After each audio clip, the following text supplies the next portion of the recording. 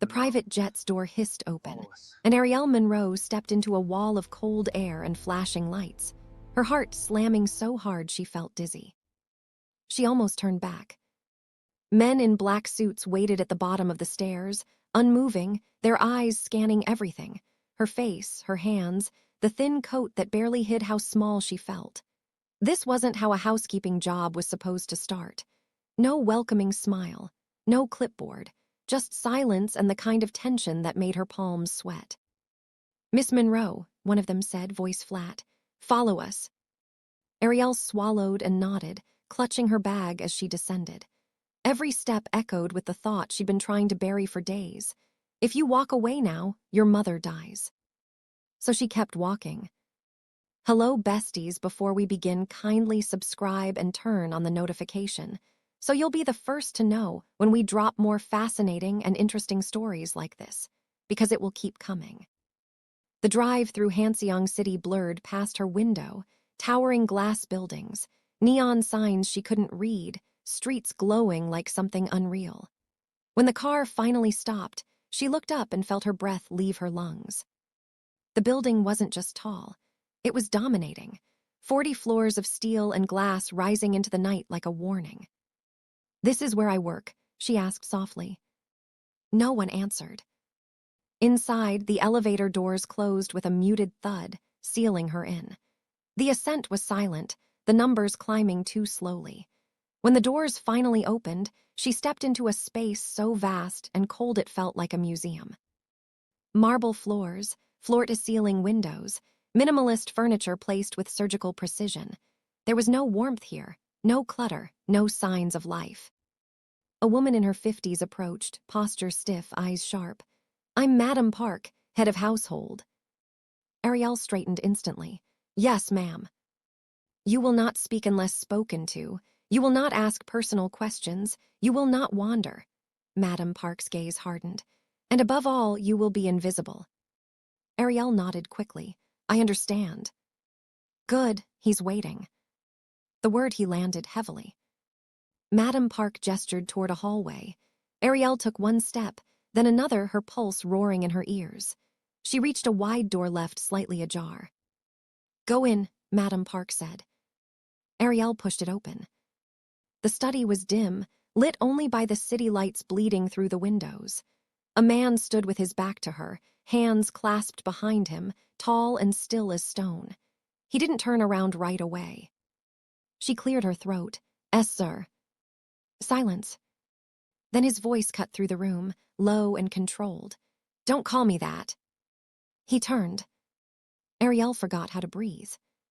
He was devastatingly composed, dark hair perfectly styled, suit tailored to his frame like it had been poured onto him.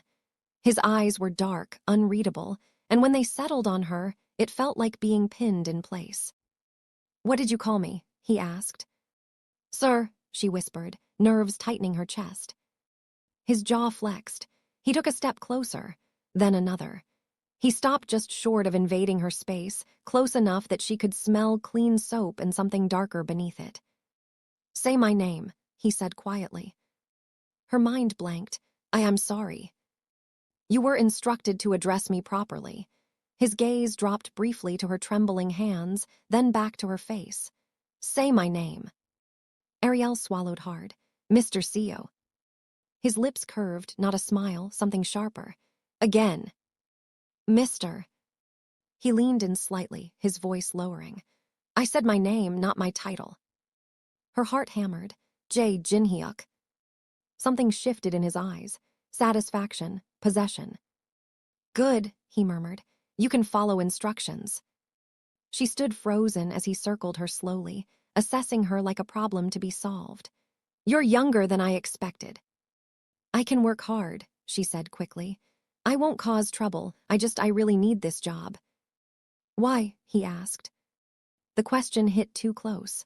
"My mother," Arielle said, voice cracking despite herself. "She's sick. I'll do anything to keep her alive." He stopped in front of her, studied her face. The room felt smaller, the silence heavier. "Anything," he repeated. She nodded. "Yes." For a long moment, he said nothing. Then he turned away, walking back toward the window. You'll be paid triple what you were promised. Her head snapped up. Sir. His voice hardened. What did I tell you? Jinhyuk, she corrected quickly. You will stay here, he continued. You will not take outside work. You will not leave without permission. He glanced back at her over his shoulder. And you will not lie to me. A chill slid down her spine. I wouldn't. We'll see. Madam Park appeared at the doorway as if summoned. Your room is prepared. Jinhyuk nodded once. She's mine now. The words were casual, final. Arielle's chest tightened. Mine. As Madam Park led her away, Arielle risked one last glance back.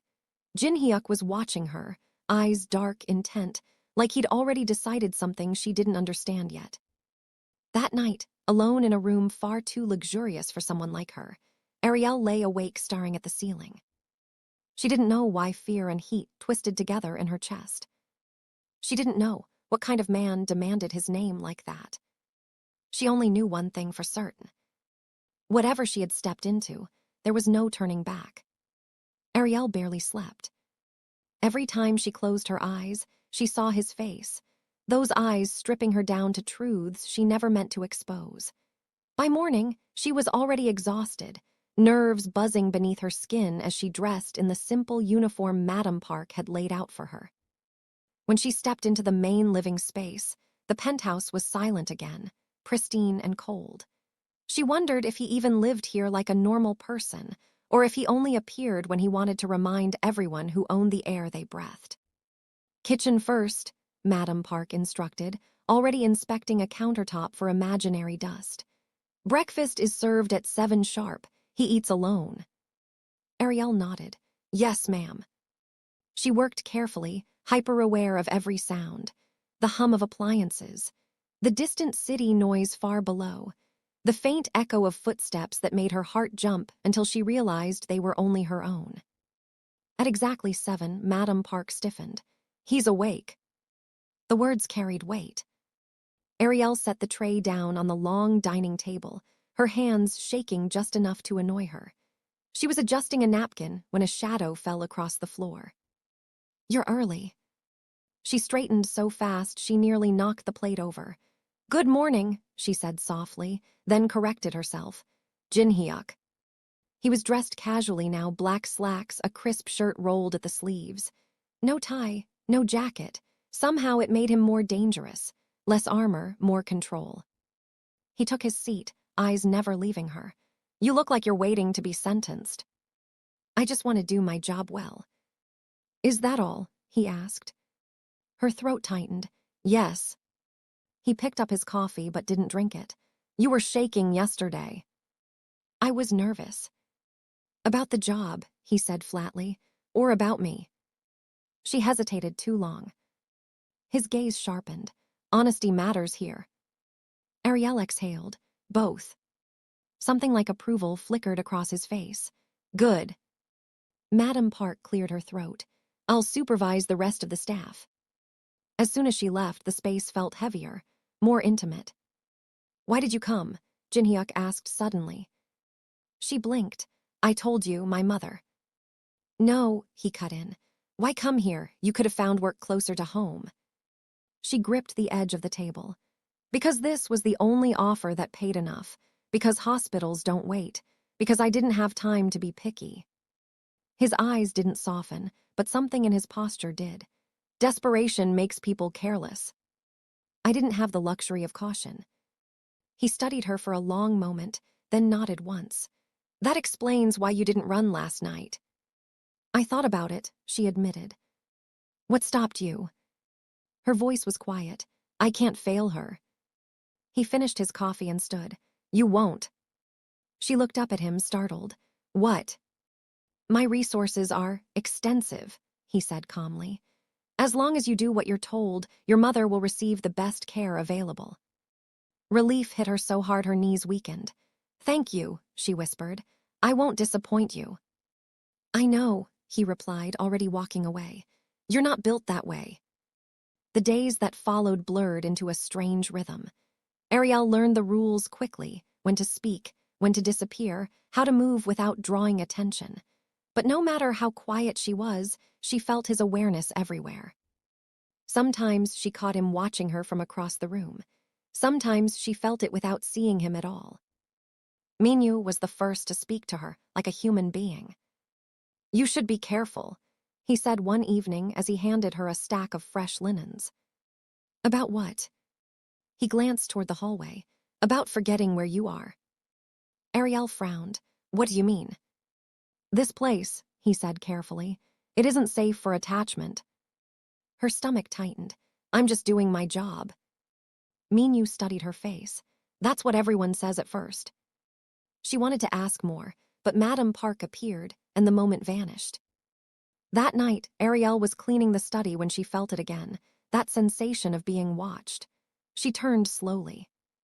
Jinhyuk leaned against the doorframe, arms crossed, his expression unreadable. "I didn't hear you come in," she said.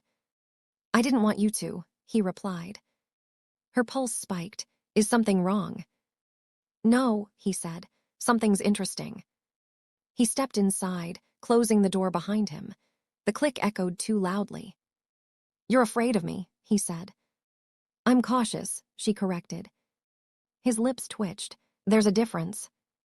"Yes," she said, surprising herself. "Fear makes you freeze. Caution makes you survive." He moved closer. "Which are you doing right now?" She met his gaze, heart racing. "Surviving." For a long moment, neither of them spoke. Then he reached out, not to touch her, but to brush his fingers along the edge of the desk beside her. "You should stop looking at me like I'm a monster," he said quietly. "And you should stop looking at me like I belong to you," she replied before she could stop herself. The air went razor thin. His eyes darkened. "Careful." "I'm not afraid," she said, though her voice trembled. "I just don't want to misunderstand you." He leaned down, bringing his face level with hers. "You won't misunderstand me," he murmured.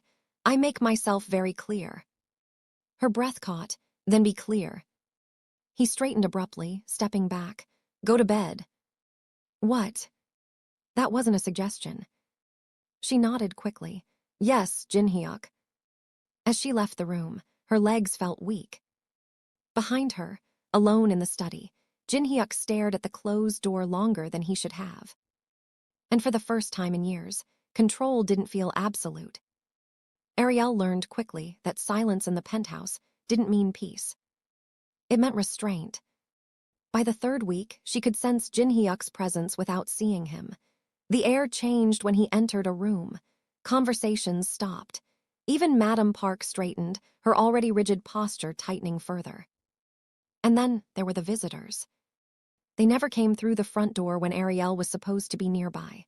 They arrived late at night, voices low, footsteps heavy.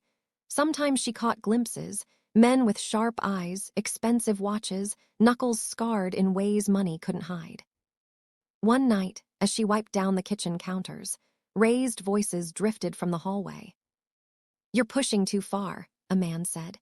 "The ports aren't yours alone." "They are now," Jinhyuk replied calmly. There was a pause, then a sharp sound, something hitting flesh.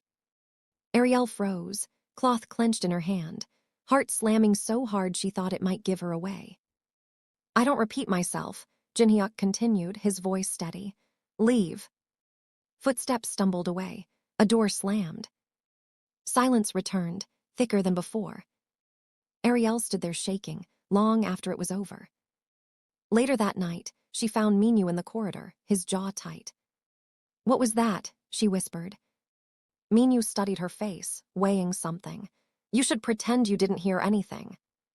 "I can't," she said quietly. "I'm not stupid."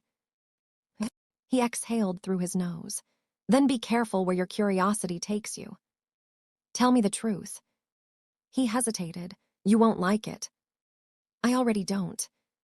Minyu leaned closer, his voice barely audible. "The man you work for isn't just powerful, he's feared. His family didn't build this life with contracts and smiles." Her chest tightened. "What does that mean?" "It means," Minyu said, "that people disappear when they cross him." Arielle's mouth went dry. "Why are you telling me this?" Because he notices you, Minyu replied bluntly. And that's dangerous.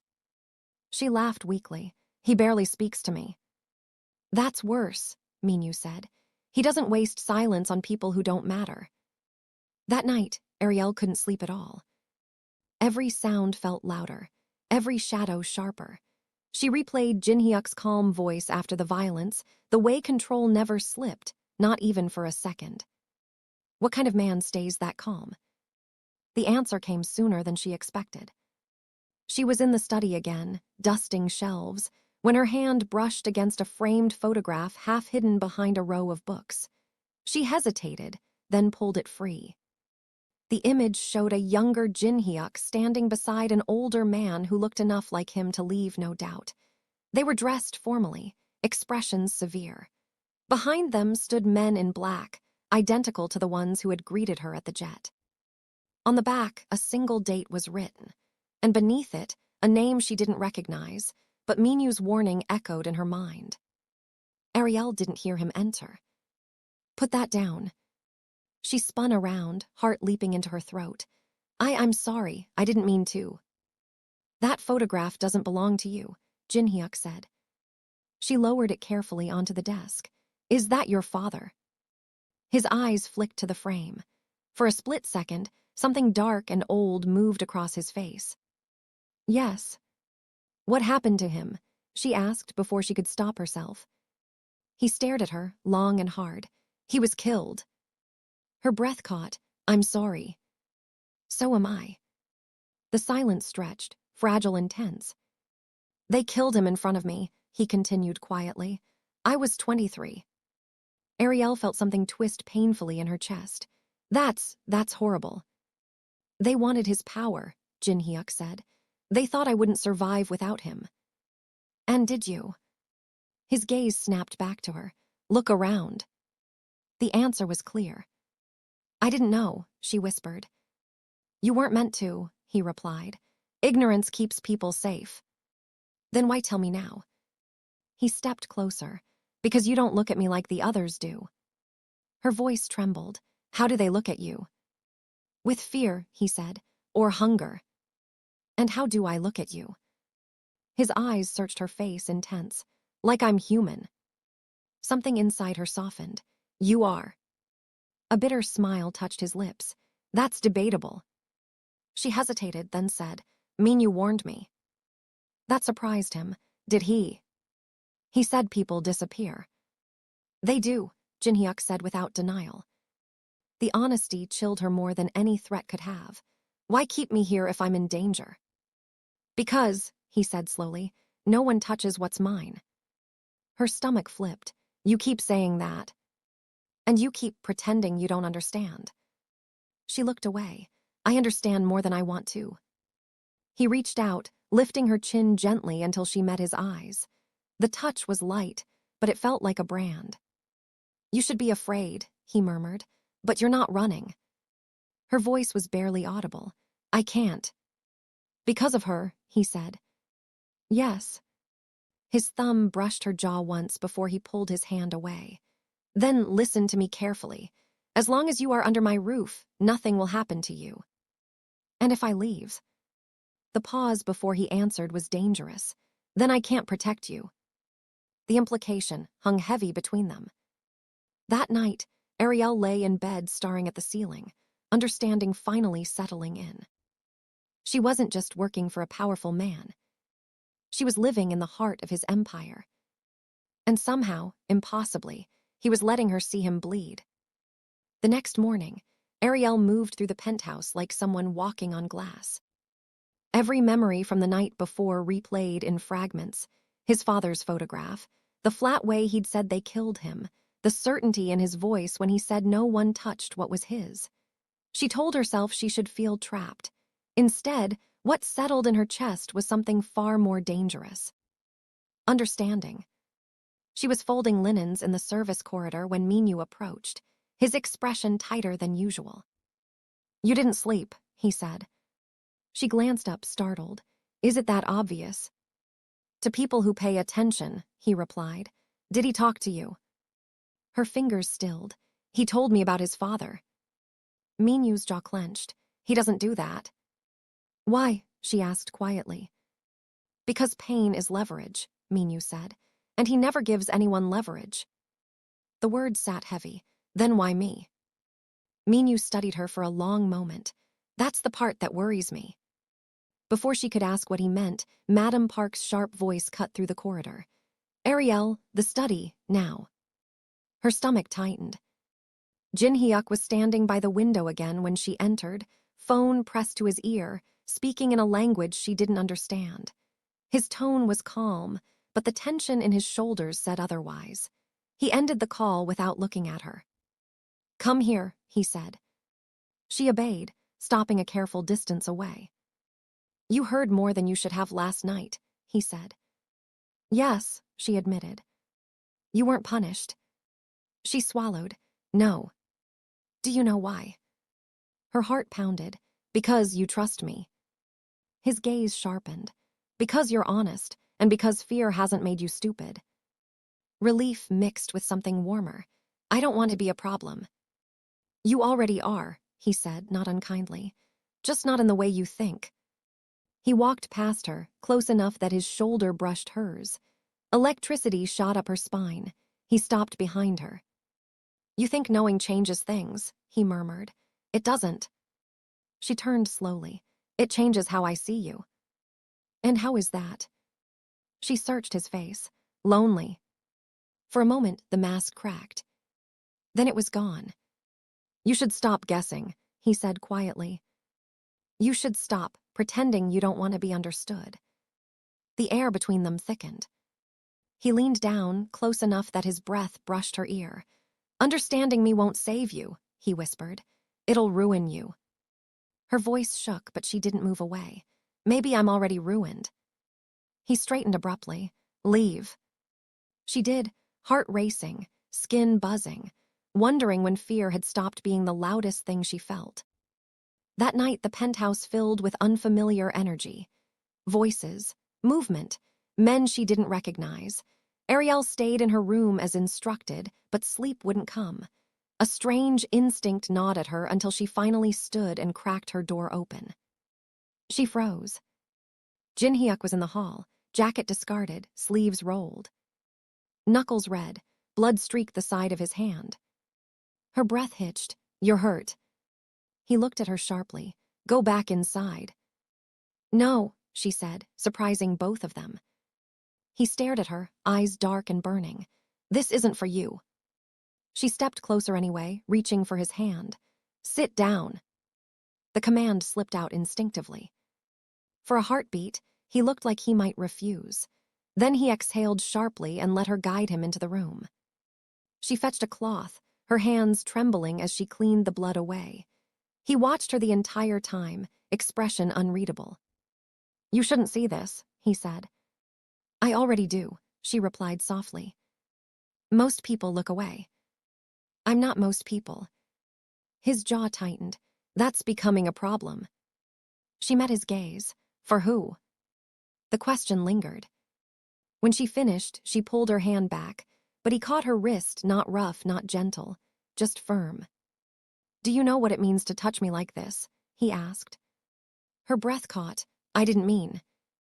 I know what you meant, he said. That's what's dangerous. He released her slowly, like letting go took effort. Go to bed, Arielle.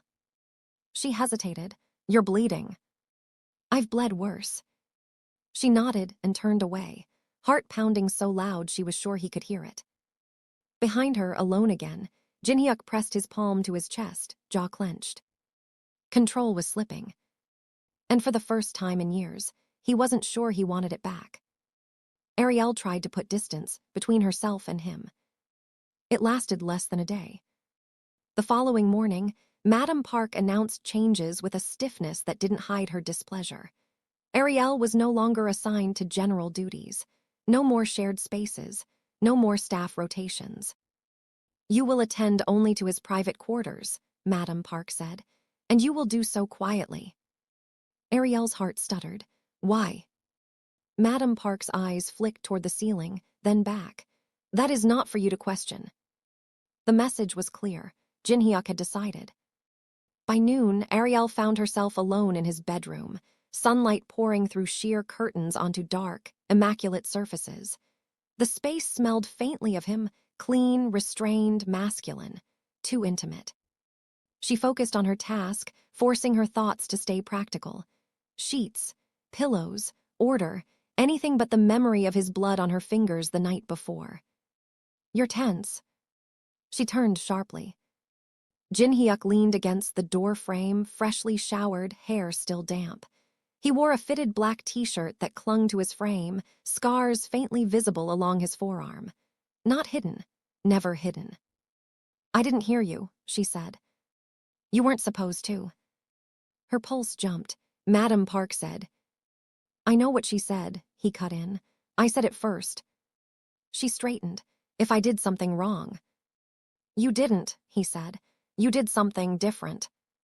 He stepped into the room, gaze roaming over the freshly made bed, the spotless surfaces. "You bring calm into places it doesn't belong." That doesn't sound like a compliment. "It's not," he replied honestly. "It's an observation." She hesitated. "Then why keep me here?" "Because," he said quietly, "I don't sleep when you're not close." The words landed like a blow. She stared at him. "That's not healthy." He almost smiled. "Nothing about me is." The honesty unnerved her more than arrogance ever could. "You scare me," she admitted. "Good," he said. "You should be scared." "Then why do you look at me like that?" His eyes darkened. "Because fear doesn't cancel desire." Her breath caught. He crossed the room slowly, deliberately, stopping just in front of her. "You don't flinch anymore." "I learned," she whispered. "From me," he said. "Yes." His hand lifted, hovering near her cheek, but he stopped himself. The restraint was visible, like a cord pulled too tight. "If I touch you," he said, voice low, "things will change." "They already have."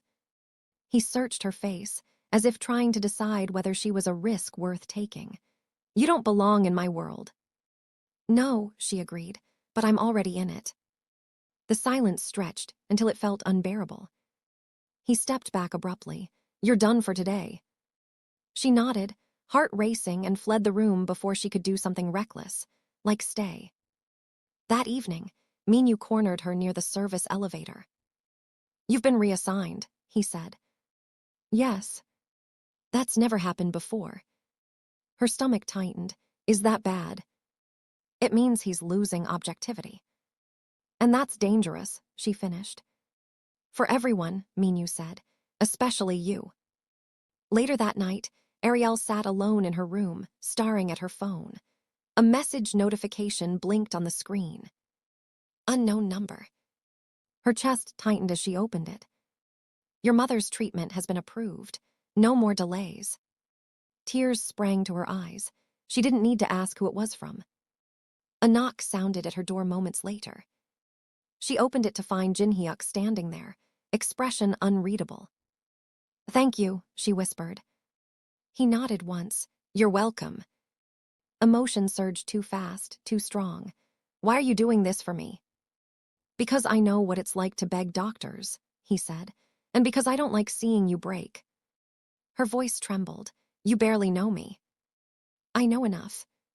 She looked up at him, eyes shining. "You're not the devil they think you are." His gaze hardened. "Don't romanticize me." "I'm not," she said. "I see what you are." "And what's that?" he challenged. "A man who never learned how to stop being alone." The words hit harder than any insult. His jaw clenched. "You should stop talking." "Why?" "Because you make me forget who I am." Her heart pounded. Maybe that's not a bad thing. He stepped closer, close enough that she had to tilt her head back to meet his eyes. "If I cross this line," he murmured, "I won't stop." "I'm not asking you to," she said softly. The admission hung between them, fragile and electric. He exhaled slowly, as if fighting himself. "Get some rest." She nodded, disappointment and relief tangled together. As he turned to leave, she spoke without thinking. "Jin-hyuk." He paused. "Good night." He looked back at her, something raw in his gaze. "Sleep," he said. "I'll be right outside." And for the first time since she arrived in this cold, towering place, Arielle did. Because somehow, against every instinct, she felt safer knowing the beast was watching the door. Arielle woke just before dawn, heart racing for no clear reason. For a moment, she lay still, listening. The penthouse was quiet but not empty. She could feel it, the same way she'd started to feel him without seeing him, a presence just beyond the door. She slipped out of bed and opened it slowly. Jin-hyuk stood in the hallway, jacket draped over one arm, phone pressed to his ear. His voice was low, controlled, lethal. "She doesn't leave the building," he said. "Not without me." A pause. "If you make me repeat myself," he continued, "you'll regret surviving the first warning." He ended the call and turned. They stared at each other. "You weren't supposed to hear that," he said. "I wasn't supposed to feel safe either," she replied softly. He studied her, eyes dark with something she couldn't name. "You should be afraid." "I was," she said, "at first. And now." She hesitated, then told the truth. "Now I feel chosen." The word cracked something open. His jaw tightened. "That's not a feeling you want with a man like me." "But it's the one I have." He stepped closer, stopping inches away. "You don't understand what I do when I want something." Her breath shook. "Then don't want me." Silence stretched, sharp and fragile. "I tried," he said quietly. "I failed." Her heart slammed. "Jin-hyuk." He cupped her face suddenly, hands warm, steady, thumbs brushing her cheekbones like he was memorizing her. "If I kiss you," he said, voice rough, "there's no going back." She didn't move away. "Then don't stop." That was all it took. His mouth crashed onto hers, hungry and restrained all at once, like a man fighting his own instincts. The kiss wasn't gentle. It was desperate, claiming. His hands slid into her hair, pulling her closer as if distance itself offended him. Arielle gasped against his lips, fingers clutching his shirt, heat blooming low in her stomach. The world narrowed to the sound of their breathing, the tension finally snapping. He broke the kiss abruptly, forehead pressed to hers, breath uneven. "You don't know what you've done." "I do," she whispered. "I chose you." His eyes darkened further. "Say that again." "I chose you." Something in him gave way. He kissed her again, slower this time, deeper, like he was tasting the words. When he finally pulled back, his grip loosened, but his gaze didn't. "Come with me," he said. "Where?" "Anywhere but here," he replied, "before I forget restraint entirely." He took her out that night, not quietly, not secretly. The car swept through the city, lights flashing past as if Hanseong itself were bending around him. Arielle sat beside him, heart racing, unsure if this was a date or a declaration of war. They stopped at a private rooftop restaurant overlooking the city. No other guests, just them. "You don't hide," she said. "I don't need to," he replied. "Fear travels faster than rumors." Dinner passed in stolen glances and unfinished sentences. He watched her like she was a puzzle he never wanted solved. "Why me?" she asked finally. He leaned back, studying her. "Because you see me, and you stayed." "That's it. That's everything." When another man approached their table, smiling too long, eyes lingering on Arielle, Jin-hyuk stood instantly. "Leave," he said calmly. The man laughed. "Relax, I was just—" Jin-hyuk's hand slammed the table, glass rattled. "Now." The smile vanished. The man backed away without another word. Arielle stared at Jin-hyuk, pulse pounding. "You didn't have to do that." "Yes," he said, turning back to her. "I did." On the drive home, silence wrapped them tight. Back in the penthouse, Jin-hyuk stopped outside his bedroom door. "This is where I tell you to leave," he said. "And if I do?" His gaze burned. "Then you become mine in ways you can't undo."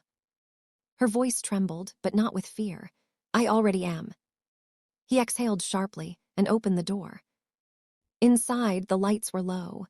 He didn't rush her, didn't touch her right away. He just looked at her like he was carving her into memory. "You should know," he said quietly. "Once you're here, there's no pretending." "I'm done pretending," she replied. He crossed the distance between them and kissed her again, slower, deeper, full of intention. His hands traced her spine, steady and reverent. When he finally rested his forehead against hers, his voice was rough.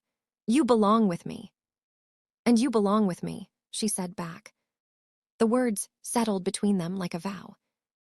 Outside the door, guards doubled their patrol. Inside, something irreversible had begun. And somewhere in the city, men who hated Jin-hyuk felt the shift in the air. Because the beast had chosen his weakness. And he would burn the world before letting her go. Morning came with consequences. Arielle felt them the moment she stepped out of Jin-hyuk's bedroom.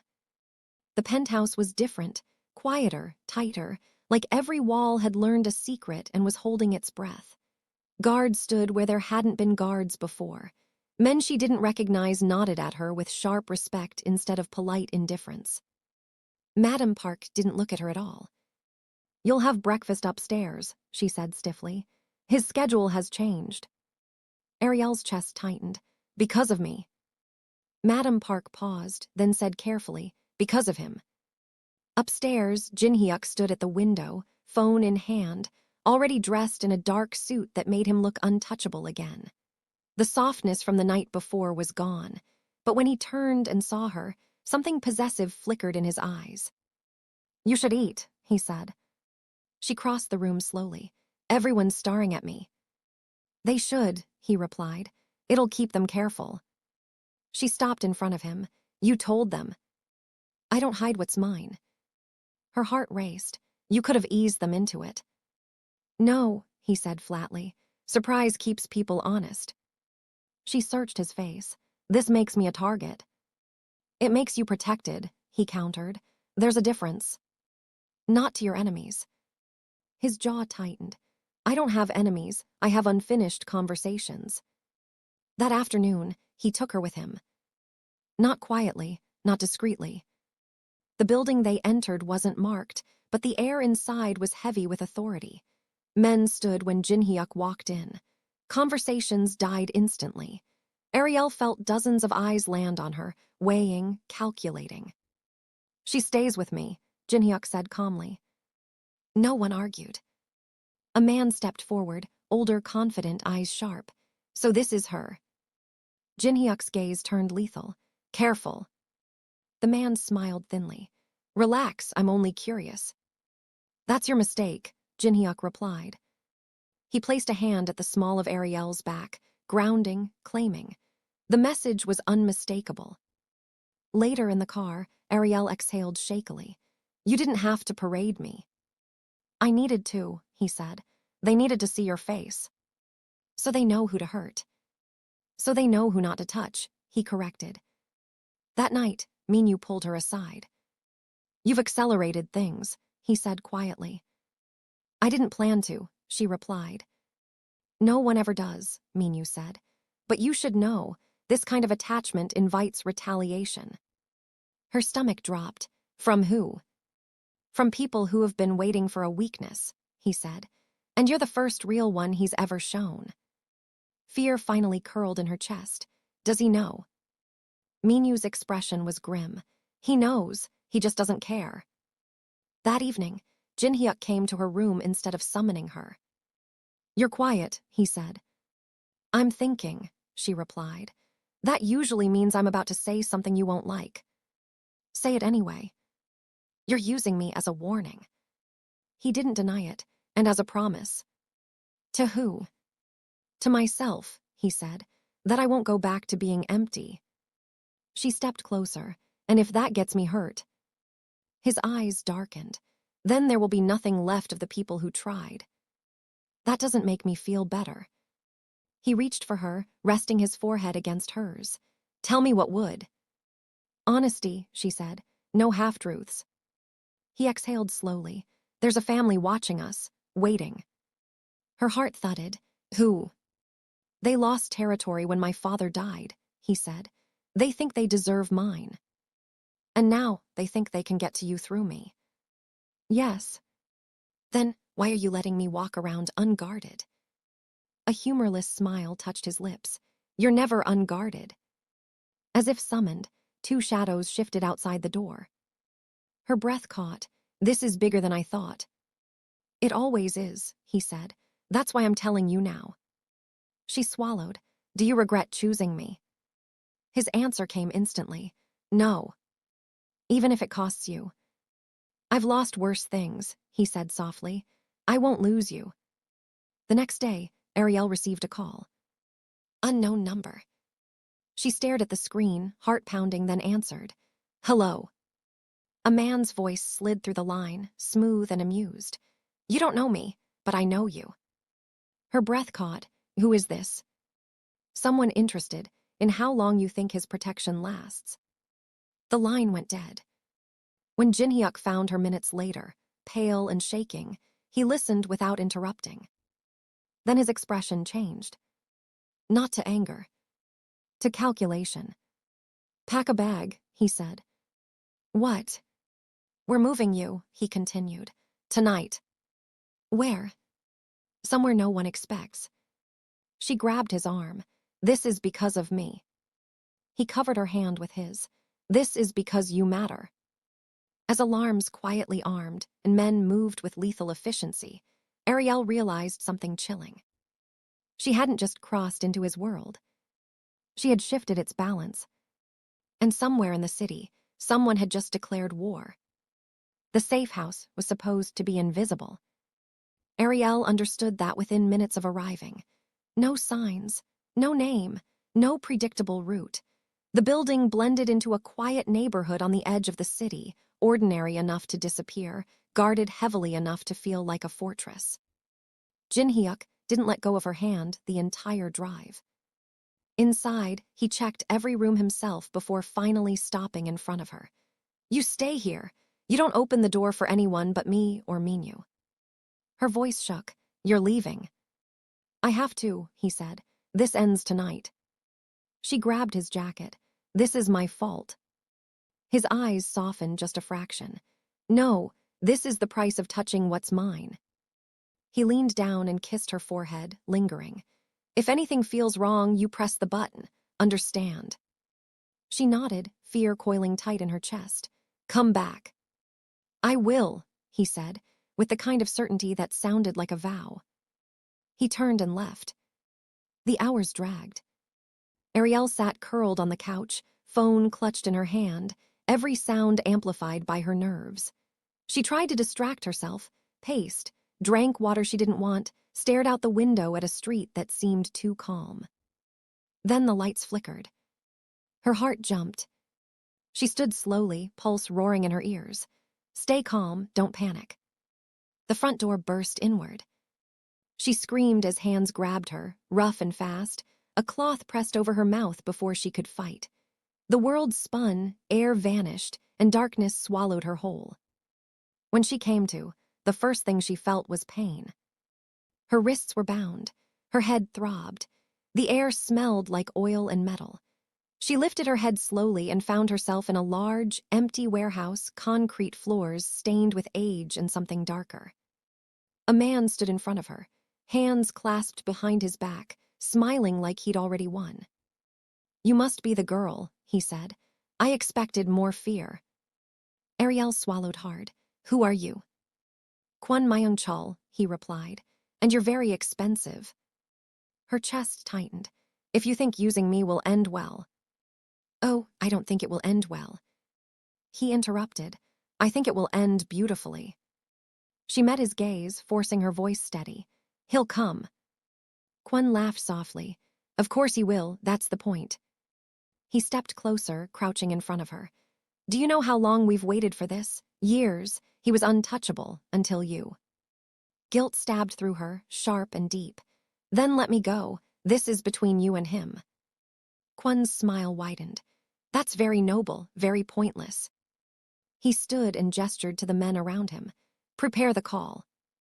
Jinhyuk felt it before the phone rang. The wrongness, the hollow drop in his chest.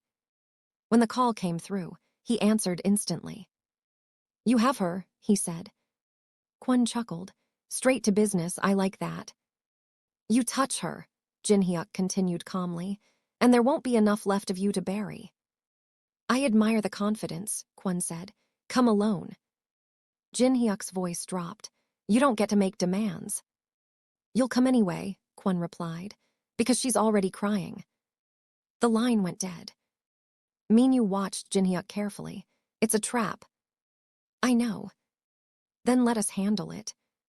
Jin Hyuk's jaw clenched. No. Sir. She's afraid, Jin Hyuk snapped, and that's on me. He grabbed his weapon and turned. If I don't come back. You will, Minyu said firmly. You have to. Arielle's heart leapt when gunfire shattered the silence. Chaos erupted. Shouts, screams, the sound of bodies hitting the floor. Then she saw him. Jin Hyuk walked through the smoke like death itself, blood on his knuckles, eyes wild and focused only on her. Don't touch her, he said quietly. Kwon grabbed Arielle, yanking her upright, a gun pressed to her head. One more step and she dies. Jin Hyuk didn't slow. You won't. Kwon laughed nervously. You think I won't pull? The shot rang out. Kwon fell. Strong arms caught Arielle as her knees gave out. She clutched Jin Hyuk, sobbing, shaking, burying her face in his chest. I'm here, he whispered, voice breaking. I've got you. He held her like she might disappear, forehead pressed to hers, breath unsteady. I thought I lost you. You didn't, she cried. You didn't. For the first time, she felt his body shake. Tears slipped free as he held her tighter, uncaring who saw. Never again, he whispered. Never. That night, back in the penthouse, Jin Hyuk washed her hands himself, gentle, reverent. I'm sorry, he said quietly. I should have hidden you better. She cupped his face, forcing him to meet her eyes. I chose this, I chose you. He closed his eyes, pressing his forehead to hers. You're the only thing that scares me. Then don't lose me, she whispered. I won't. As dawn crept in through the windows, Arielle understood something fully for the first time. She was no longer just his weakness. She was his reason. Arielle didn't leave his side for days. Neither did he.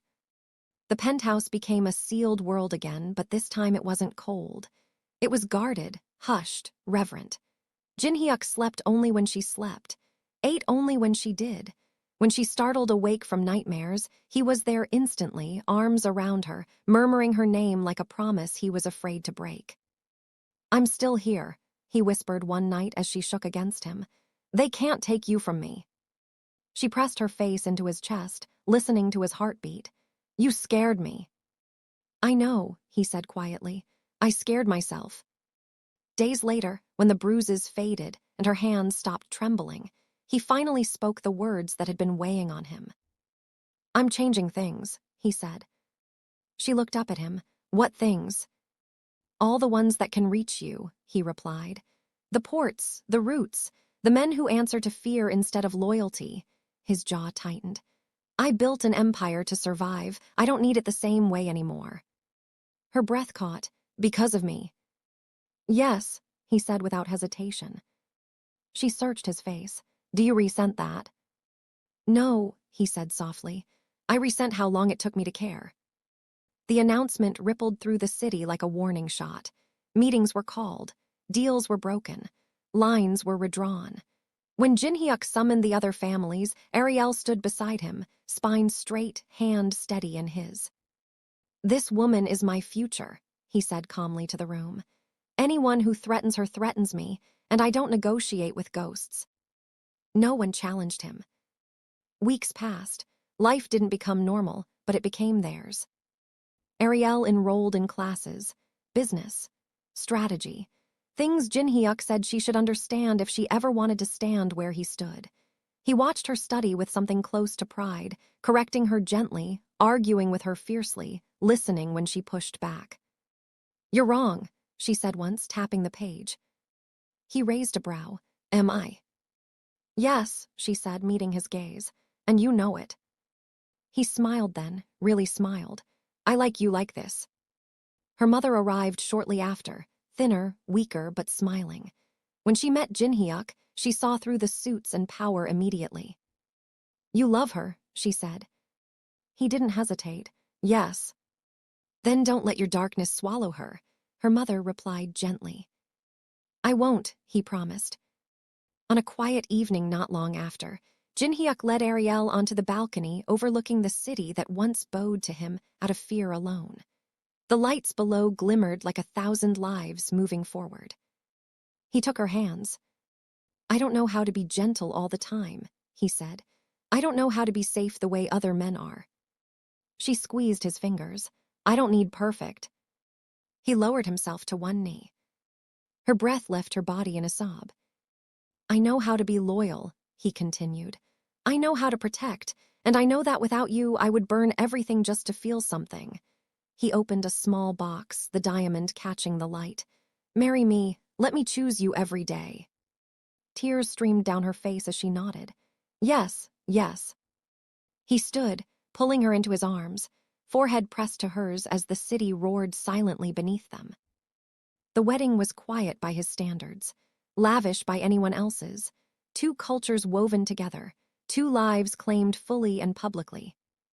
When Arielle told him she was pregnant months later, his hands shook for the first time since she'd known him.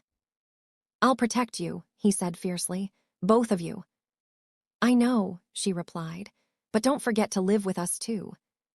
Their daughter was born just before dawn, small and perfect, her cry cutting through the room like hope itself.